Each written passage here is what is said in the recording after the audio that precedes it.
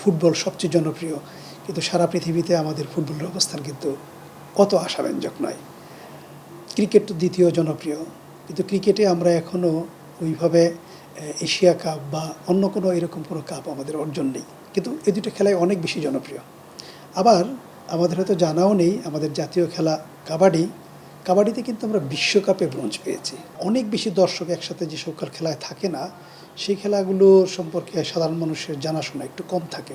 129 জনকে যে আমরা সিলেক্ট করেছি সেটা অত্যন্ত সূক্ষ্মভাবে যাচাই বাছাই করেই করা হয়েছে, এবং প্রত্যেকটা ব্যক্তির সিলেকশনের পিছনে সরকারি ডকুমেন্ট সবগুলো ভ্যালিড ডকুমেন্ট আছে, এবং এরকম একজনও নেই যিনি আসলে কোনো ডকুমেন্টের ভিত্তিতে নির্ধারিত হননি। এটা ছিল শুধুমাত্র পদকপ্রাপ্ত যারা, তাদেরকে আমরা শুরু করেছি।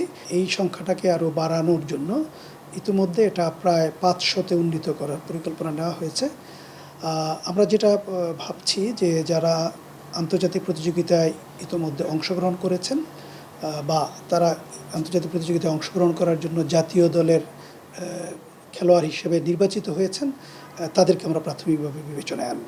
তাদের কারো হয়তো অফিস অত বড় নয় এবং অত লোকবলও তাদের নেই, সেজন্য হয়তো আপনারা কখনো কখনো তাদেরকে মিস করতে পারেন। কিন্তু আমরা এনএসসির পক্ষ থেকে জানি, জাতীয় ক্রীড়া পরিষদ জানে, তারা আমাদের সাথে অ্যাফিলিয়েটেড এবং প্রতি মাসেই তারা যথাযথভাবে আমাদের কাছে রিপোর্ট দাখিল করে থাকেন, এবং প্রতি বছরে 4 কোয়ার্টারে তারা বিভিন্ন সময় অর্থ বরাদ্দ পেয়ে থাকেন। সুতরাং তারা নেই বা তাদের অফিসের অস্তিত্ব নেই, বিষয়টা এরকম নয়। সকলেই অস্তিত্ববান এবং সকলেই যার যার প্রিয় খেলাকে প্রমোট করার চেষ্টা করছেন। সেজন্যেই এই আয়োজনের মাধ্যমে আপনারাও কিন্তু নতুন নতুন খেলাগুলোর অবস্থান সম্পর্কে জানতে পারছেন।